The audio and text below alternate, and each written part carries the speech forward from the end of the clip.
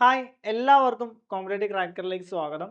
ഇപ്പോൾ നമ്മൾ ഇന്ന് ഡിസ്കസ് ചെയ്യാനായിട്ട് പോകുന്നത് നമ്മുടെ RRBയുടെ ഏറ്റവും പ്രധാനപ്പെട്ട ഒരു ടോപ്പിക്കാണ് കോശം അല്ലെങ്കിൽ സെല്ല് എന്ന് പറയുന്നത്.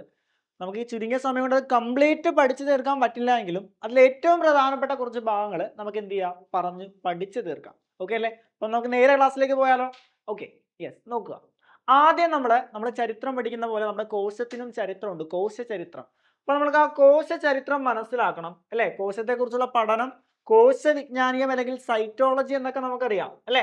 അപ്പൊ നോക്കിക്കൊള്ളുക, ആദ്യമായിട്ട് കോശം കണ്ടെത്തിയത് റോബർട്ട് ഹുക്ക് എന്ന് പറയുന്ന ഒരു സയന്റിസ്റ്റ് ആണ് അല്ലെ. 1665 റോബർട്ട് ഹുക്ക് എന്ന് പറയുന്ന സയന്റിസ്റ്റ് ആണ് ആദ്യമായിട്ട് കോശം കണ്ടെത്തിയത്.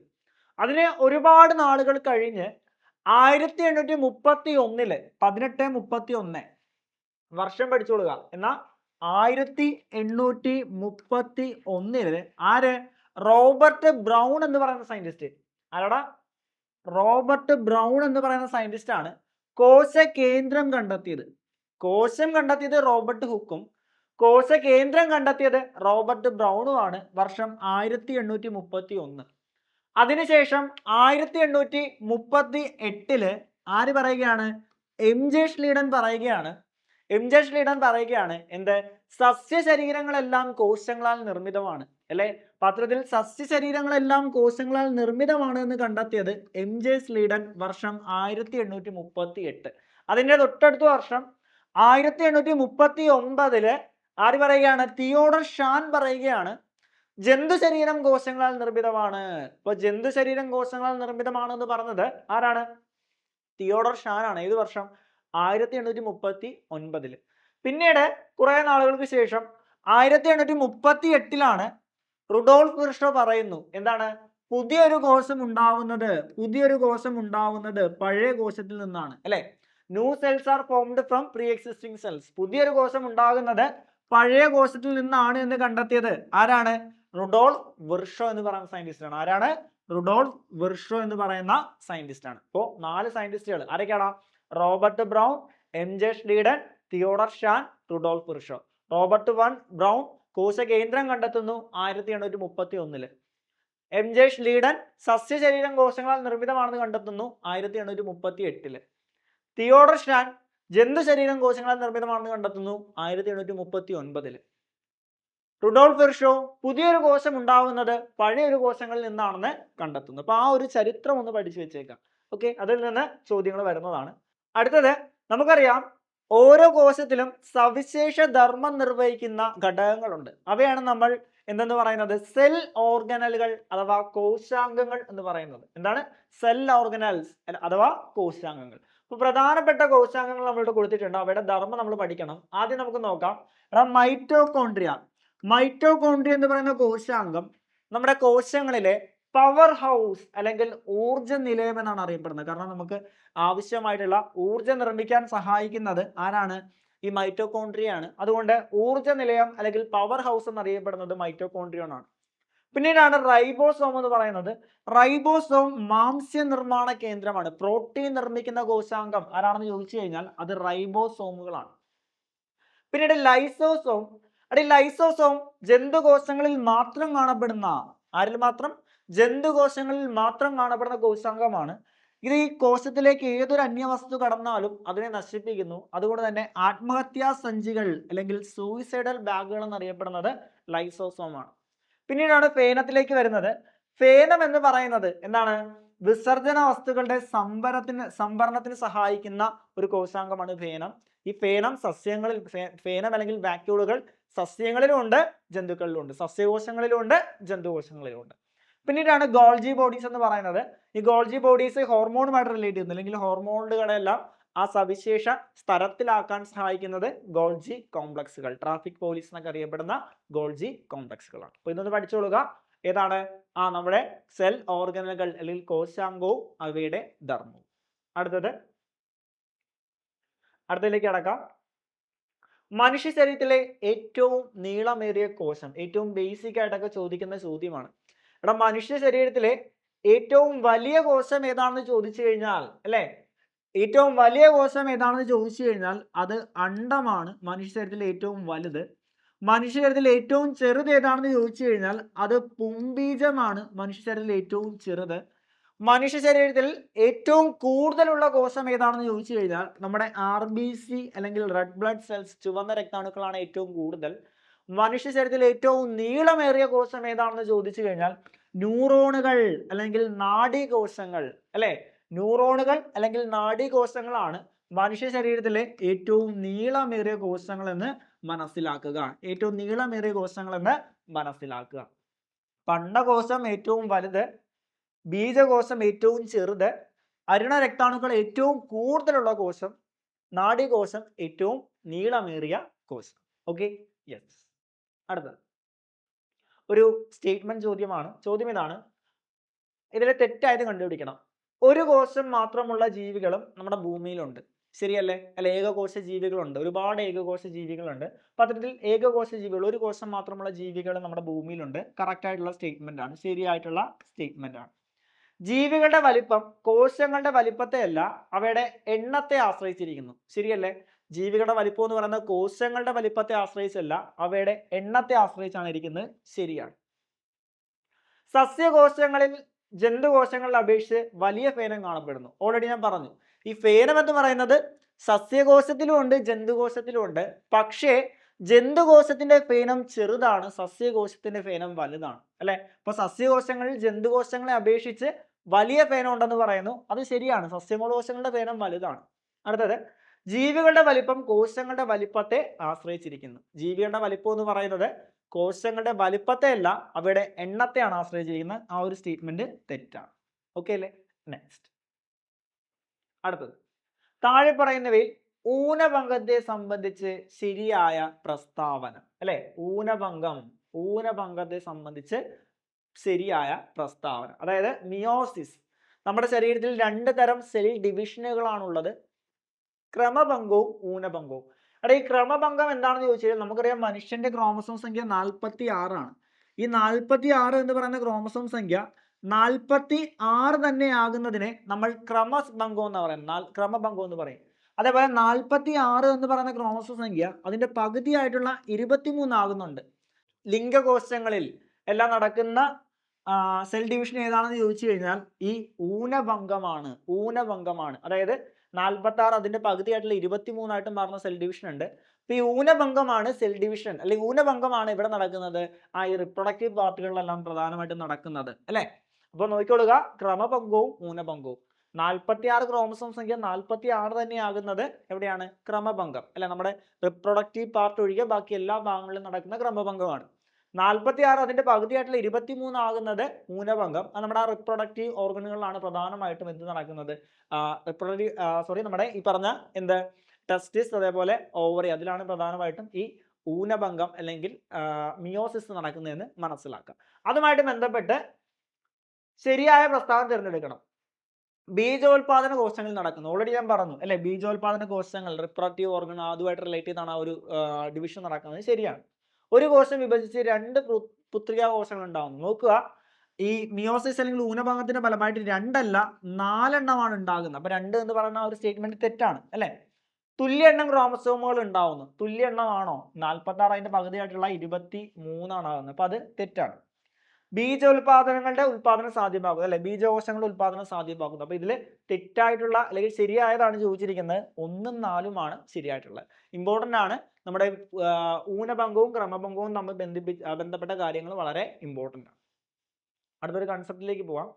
അടുത്തൊരു കൺസെപ്റ്റിലേക്ക് പോകുന്നതിന് മുമ്പ് മനസ്സിലാക്കുക, നമുക്കൊരു ലൈഫ് സൈക്കിൾ ഉണ്ട്, അല്ലെ? നമ്മുടെ ജനനം മുതൽ മരണം വരെയുള്ള കാലം. അപ്പൊ അതേപോലെ കോശങ്ങളുടെ ഒരു ലൈഫ് സൈക്കിൾ ഉണ്ട്. അത് പ്രധാനമായിട്ടും 2ആയിട്ട് തരംതിരിക്കാം. 1 എന്ന് പറയുന്ന ഇന്റർഫേസ് അല്ലെങ്കിൽ തയ്യാറെടുപ്പ് ഘട്ടവും 2 എന്ന് പറയുന്ന വിഭജന ഘട്ടം. അവിടെ ഇന്റർഫേസ് അല്ലെങ്കിൽ തയ്യാറെടുപ്പ് ഘട്ടം എന്ന് പറയുന്നത് ആ ഒരു ഘട്ടത്തിലാണ് കോശം വിഭജിക്കാനായിട്ട് തയ്യാറെടുക്കുന്നത്. ഇന്റർഫേസിൽ കോശം വിഭജിക്കുന്നില്ല, വിഭജിക്കാനായിട്ട് തയ്യാറെടുക്കുകയാണ് ചെയ്യുന്നത്, അല്ലെ? ഈ പറഞ്ഞ പോലെ കോശങ്ങളുടെ എണ്ണം വർദ്ധിക്കുന്നു, കോശദ്രവ്യത്തിന് അളവ് കൂടുന്നു, കോശങ്ങളുടെ വലിപ്പം കൂടുന്നു, അല്ലെ? ജനിത വസ്തുക്കൾ ഇരട്ടിയാകുന്നു. പത്രത്തില് കോശങ്ങളുടെ വിഭജിക്കാൻ തയ്യാറെടുക്കുന്നതാണ് ഇന്റർഫേസ്. അതുകൊണ്ട് തന്നെ ഇന്റർഫേസിനെ നമ്മൾ തയ്യാറെടുപ്പ് ഘട്ടം എന്ന് വിളിക്കുന്നു. ഒരു കോശത്തിന്റെ ലൈഫ് സൈക്കിളിൽ ഏറ്റവും വലിയ ഘട്ടം ഏതാണെന്ന് ചോദിച്ചു കഴിഞ്ഞാൽ ഇന്റർഫേസ് അല്ലെങ്കിൽ തയ്യാറെടുപ്പ് ഘട്ടമാണ്. പിന്നീടാണ് 2ാമത്തെ ഘട്ടമായിട്ടുള്ള വിഭജന ഘട്ടം. ആ വിഭജന ഘട്ടം ന്യൂക്ലിയസിന്റെ വിഭജനം ഉണ്ട്. ആദ്യം ന്യൂക്ലിയസ് വിഭജിക്കും. ആ ന്യൂക്ലിയസ് വിഭജിക്കുന്നതിനെ കാരിയോകൈനസിസ് എന്നും പിന്നീട് കോശദ്രവ്യം വിഭജിക്കുന്നു. ആ കോശദ്രവ്യം വിഭജിക്കുന്നതിനെ സൈറ്റോകൈനസിസ് എന്നും പറയുന്നു. ഇത്രേ ഉള്ളൂ. എന്താണ് ഒരു കോശത്തിന്റെ ലൈഫ് സൈക്കിൾ എടുക്കുകയാണെങ്കിൽ ഏറ്റവും വലിയ ഭാഗം ഇന്റർഫേസ് ആണ്, അല്ലെങ്കിൽ തയ്യാറെടുപ്പ് ഘട്ടമാണ്. വിഭജന ഘട്ടം രണ്ട് സ്റ്റേജുകളിലാണ്. ആദ്യം ന്യൂക്ലിയസ് വിഭജിക്കുന്നു, അതിനെ കാരിയോകൈനസിസ് എന്നും പിന്നീട് സൈറ്റോപ്ലാസം വിഭജിക്കുന്നു, അതിനെ സൈറ്റോകൈനസിസ് എന്നും വിളിക്കുന്നു. ആ കാരിയോകൈനസിസ് പ്രധാനമായിട്ടും 4 സ്റ്റേജുകളാണുള്ളത്: പ്രോഫേസ്, മെറ്റാഫേസ്, അനാഫേസ്, ടീലോഫേസ്. ഏതൊക്കെയാണ്? പ്രോഫേസ്, മെറ്റാഫേസ്, അനാഫേസ്, ടീലോഫേസ് എന്നുള്ളതാണ് കോശ വിഭജനം. ഇമ്പോർട്ടൻ്റ് ആണ്, പലപ്പോഴും തെറ്റുന്നൊരു ഏരിയ ആണ് ഈ പറഞ്ഞ കോശ വിഭജനം. അതുകൊണ്ട് ശ്രദ്ധിച്ചിരിക്കുക. ആ കോശ വിഭജനത്തിലേക്ക് നമുക്ക് കടക്കുമ്പോൾ ആദ്യം പ്രോഫേസിലേക്ക് വരുമ്പോൾ, ഈ പ്രോഫേസിൽ നമുക്ക് ന്യൂക്ലിയസുകളിൽ ഉള്ളിൽ ക്രൊമാറ്റിൻ റെറ്റിക്കുലം ഉണ്ട് അല്ലേ? ഈ ക്രൊമാറ്റിൻ റെറ്റിക്കുലം തടിച്ചു കുറുകി ഇങ്ങനെ ഒരു സ്ട്രക്ചർ ആകുന്നു. ആ ഒരു സ്ട്രക്ചറെ നമ്മൾ വിളിക്കുന്ന പേരാണ് ക്രോമസോമുകൾ എന്ന് പറയുന്നത്. സോ ക്രൊമാറ്റിൻ റെറ്റിക്കുലം ക്രോമസോം ആകുന്നത് പ്രോഫേസിലാണ് അല്ലെ? ക്രൊമാറ്റിൻ റെറ്റിക്കുലം ക്രോമസോമുകൾ ആകുന്നത് പ്രോഫേസിലാണ്. അതേപോലെ കോശ വിഭജനത്തിന് സഹായിക്കുന്ന ഒരു കോശാംഗമുണ്ട്. ആ കോശ വിഭജനത്തിന് സഹായിക്കുന്ന കോശാംഗമാണ് സെൻട്രിയോൾ എന്നറിയപ്പെടുന്നത്. ആ സെൻട്രിയോളുകൾ വിഭജിച്ച് 2 വശങ്ങളിലേക്ക് പോകുന്നു. കണ്ടോ? സെൻട്രിയോളുകൾ വിഭജിച്ച് 2 വശങ്ങളിലേക്ക് പോകുന്നു. അതിൽ നിന്ന് ഈ പറഞ്ഞ സ്പിൻഡിൽ ഫൈബേഴ്സ് അല്ലെങ്കിൽ കീലതന്തുക്കൾ ഡെവലപ്പ് ചെയ്യുന്നു. സ്പിൻഡിൽ ഫൈബേഴ്സ് അല്ലെങ്കിൽ കീലതന്തുക്കൾ ഡെവലപ്പ് ചെയ്യും. പിന്നീട് ഈ പറഞ്ഞ ന്യൂക്ലിയസിന് ചുറ്റുമുള്ള ന്യൂക്ലിയർ സ്തരം അതെല്ലാം എന്ത് ചെയ്യുന്നു? അപ്രത്യക്ഷമാവും. അപ്പോൾ പ്രോഫേസുമായിട്ട് ബന്ധപ്പെട്ട് പഠിക്കേണ്ട 3 പോയിന്റുകൾ: ഒന്ന്, ക്രൊമാറ്റിൻ റെറ്റിക്കുലം തടിച്ചു കുറുങ്ങി ക്രോമസോമുകളാകുന്നു. ന്യൂക്ലിയർ എൻവലപ്പ് അല്ലെ, അതെന്ത് ചെയ്യുന്നു? ഡിസപ്പിയർ ആകുന്നു. അതേപോലെ സെൻട്രിയോളുകൾ വിഭജിച്ച് 2 വശങ്ങളിലേക്ക് പോകുന്നു. അതിൽ നിന്ന് കീലതന്തുക്കളെ ഡെവലപ്പ് ചെയ്യാനായിട്ട് തുടങ്ങും. അങ്ങനെ പ്രോഫേസ് പഠിച്ചു. ആ പറഞ്ഞ 3 പോയിന്റ് പഠിച്ചാൽ മതി. 3 പോയിന്റ്. ഏത്? ക്രൊമാറ്റിൻ റെറ്റിക്കുലം ക്രോമസോം ആകുന്നു, സെൻട്രിയോളുകൾ വിഭജിച്ച് 2 ഭാഗങ്ങളിലേക്ക് പോകുന്നു, അതിൽ നിന്ന് കീലതന്തുക്കൾ ഡെവലപ്പ് ചെയ്യുന്നു. അതേപോലെ ന്യൂക്ലിയർ മെംബ്രെയിനുകൾ എന്ത് ചെയ്യുന്നു? ഡിസപ്പിയർ ആകും. ഇനി മെറ്റാഫേസിലേക്ക് വരുമ്പോൾ ഈ ക്രോമസോം ആകുമെന്ന് പറഞ്ഞു അല്ലെ? ക്രോമസോം ആകുന്നു. ആ ക്രോമസോമുകൾ ഇത്തരത്തിൽ മധ്യഭാഗത്തിലായിട്ട് ഇങ്ങനെ കേന്ദ്രീകരിക്കുന്നു, അറേഞ്ച് ചെയ്യുന്നു. അതിലേക്ക് ഇത് 2 പോളുകളിലേക്കും പോയിട്ട് അതിൽ നിന്ന് കീലതന്തുക്കള് എവിടെ വന്ന് അറ്റാച്ച് ചെയ്യുന്നു? ഈ ക്രോമസോമിൽ വന്ന് അറ്റാച്ച് ചെയ്യുന്നു. കണ്ടോ? കീലതന്തുക്കള് ഈ ക്രോമസോമിൽ വന്ന് അറ്റാച്ച് ചെയ്യുന്നു അല്ലെ? അപ്പൊ മെറ്റാഫേസില് ക്രോമസോമുകൾ മധ്യഭാഗത്തായിട്ട് അറേഞ്ച് ചെയ്യുന്നു. ആ കീലതന്തുക്കൾ വന്ന് ഈ ക്രോമസോമിൽ അറ്റാച്ച് ചെയ്യുന്നു അല്ലെ? പ്രോഫേസില് 3 പോയിന്റ്: ക്രൊമാറ്റിൻ റെറ്റിക്കുലം ക്രോമസോം ആകുന്നു, ന്യൂക്ലിയർ എൻവലപ്പ് ഡിസപ്പിയർ അല്ലെങ്കിൽ ന്യൂക്ലിയർ സ്തരം ഡിസപ്പിയർ ആകുന്നു, സെൻട്രിയോളുകൾ വിഭജിച്ച് 2 വശങ്ങളിലേക്ക് പോകുന്നു, അതിൽ നിന്ന് കീലതന്തുക്കൾ ഡെവലപ്പ് ചെയ്യുന്നു. മെറ്റാഫേസിലേക്ക് വരുമ്പോൾ ഈ ക്രോമസോമുകൾ നടുവിലായിട്ട് അറേഞ്ച് ചെയ്യുന്നു. അതിലേക്ക് ഈ പറഞ്ഞ കീലതന്തുക്കൾ വന്ന് അറ്റാച്ച് ചെയ്യുന്നു. ഓക്കെ അല്ലേ? ഇനി അടുത്തത് പ്രോഫേസ് പഠിച്ചു, മെറ്റാഫേസ് പഠിച്ചു. ദെൻ അനാഫേസിലേക്ക് പോവാണ്. അടുത്ത അനാഫേസ് ആണ് 3ാമത്തെ സ്റ്റേജ് എന്ന് പറയുന്നത്. അനാഫേസിൽ ഇത്രേ ഉള്ളൂ: ആ കീലതന്തുക്കൾ വന്ന് ഈ ക്രോമസോമിന്റെ 2 വശങ്ങളിലേക്ക് വലിക്കും. 2 വശങ്ങളിലേക്ക് വലിക്കുമ്പോൾ ഇത് എന്ത് ചെയ്യും?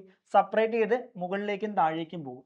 അങ്ങനെ പുത്രികാ ക്രോമസോമുകൾ ഉണ്ടാകുന്നു. പുത്രികാ ക്രോമസോമുകൾ ഉണ്ടാകുന്ന ഘട്ടമാണ് അനാഫേസ്.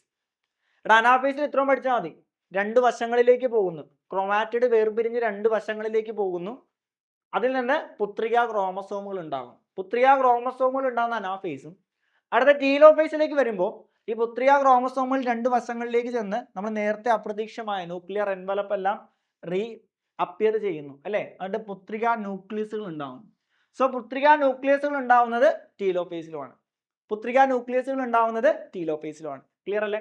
അപ്പോൾ നമ്മുടെ ആ ഒരു കോശ വിഭജന ഘട്ടത്തിൽ അല്ലെ കാരിയോകൈനസിസ്, ന്യൂക്ലിയസിന്റെ വിഭജനമാണ് കാരിയോകൈനസിസ്. 4 സ്റ്റേജുകളുണ്ട്: പ്രോഫേസ്, മെറ്റാഫേസ്, അനാഫേസ്, ടീലോഫേസ്.